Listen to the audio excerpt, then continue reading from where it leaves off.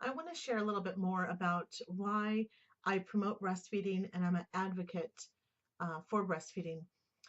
My first child, I combo fed. In fact, he had jaundice, and at the time, I was an English teacher and I was not part of the birth world at all. So, my birth plan was to get to the hospital, turn myself over to the authorities, and have them tell me what to do. Because I figured if they came to my classroom, I would tell them how to diagram a sentence or conjugate a verb, and if I needed help with birth, I was going to go to their classroom and they would handle the birth aspect. And so that really was my plan. I had no idea you could plan a birth. And as I had subsequent children and I started networking with other moms and I heard their birth stories, I was very envious. One of the things that happened postpartum was my son had jaundice, which I realize now is a normal physiologic jaundice. It wasn't something I needed to be very concerned with.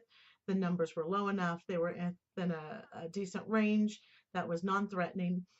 But the nurse recommended I give formula, and I said, I want to breastfeed.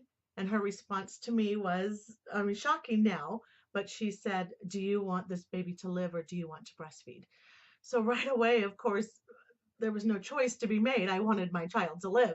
So, fearing his health and his thriving, I told myself I need to make sure this child gets at least one bottle of formula every single day because I didn't want to cause any damage.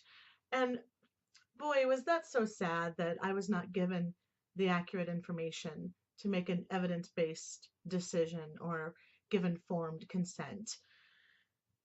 So here I am today, and I'm advocating and sharing information so people, especially people that aren't in the birth community, like I said, my plan was to turn this over to the professionals that manage birth. And now I realize I could have had such an important part and played such an important role in my own birth. And the outcome would have been a little bit different as I learned in the birth of my next two children. So that combo experience was very interesting, and I still advocate for even better formula. The formula in the US, there's a lot of it. In fact, almost all the soy is over half corn syrup solids and has a lot of vegetable oil and just some ingredients that could really be improved upon. In fact, some countries don't allow the corn syrup solids in their infant foods. And that's a whole other discussion. But because we do still need a supplement, unless we had access to donor human milk and we had more milk banks, which is another thing I'm an advocate for. I believe human milk is the best for human babies.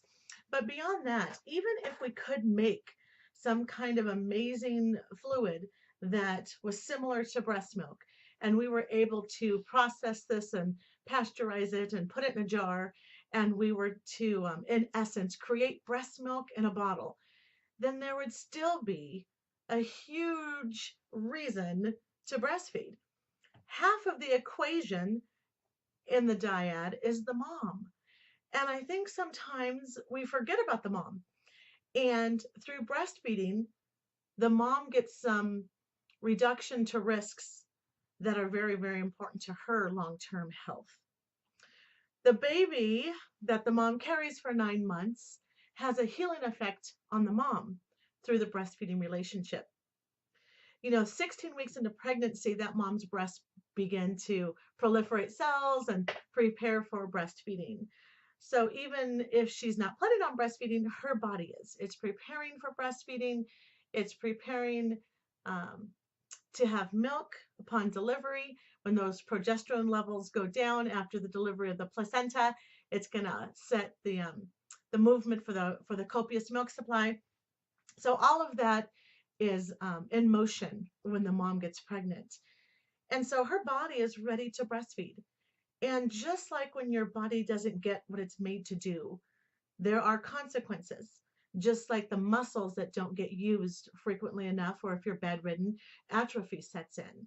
So here these breasts have prepared for breastfeeding, and the baby's born, and then there's no skin to skin, and there's no stimulation at the breast, and the breasts don't get to give the milk that they had planned on providing.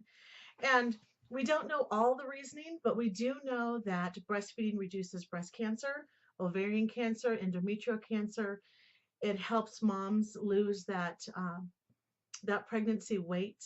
What's really amazing also is the way right away when that oxytocin's released and that baby is sucking at the breast, the mom's uterus contracts.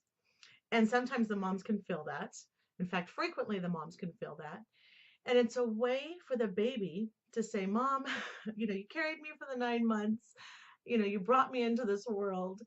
And I want to return that favor. I want to help to repair your body from what I just put you through. So go ahead and put me on the breast. And the first thing I'm going to start doing is working out that uterus. It's a muscle that really needs to get back into that pre-pregnancy shape to stop hemorrhaging, stop bleeding. And so contracting the uterus is really, really important postpartum. And it's one of the only ways to be able to exercise that uterus. It's not like anyone can walk into a 24-hour fitness and say, where's the uterus machine? I need to exercise this muscle. The baby does it for you. And then, of course, the postpartum weight will come off more with the breastfeeding because we're burning 500 calories a day.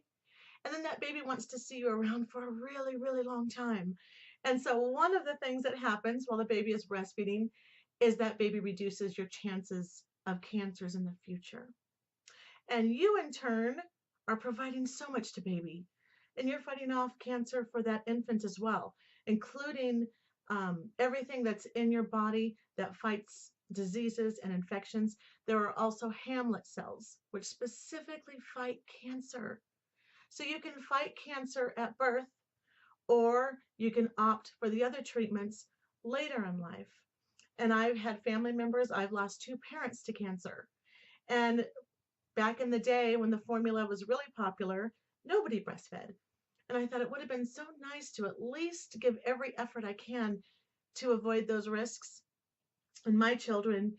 And if my parents and grandparents, if we had just passed that down through generation, then we could have taken advantage of the benefits of breastfeeding.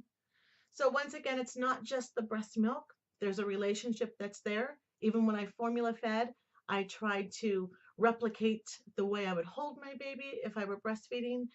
I made sure I continued to do the bonding, the skin to skin, and that's how I help my moms that have to select formula as their supplement. I work with moms that have had mastectomies. I work with moms that have insufficient glandular tissue. Sometimes they're able to provide some of their own milk, and sometimes we also have to choose a supplement. So even in those cases, we want to give the most advantage to mom and baby through that relationship that we can establish. But let's not forget about mom. Let's not forget about that important component in the relationship. It's not just a fluid. It's not just a milk. It's a relationship between the dyad, and it's a way to provide health for both mom and baby. Christy Jo Hendricks, IBCLC, Certified Lactation Educator, Childbirth Educator, and Certified Birth Doula. Join me at birthingandbreastfeeding.com. If you have questions or comments, you can leave them below, or you can email me at lactationeducation@outlook.com. Keep up the great work. If I can help you in any way, let us know.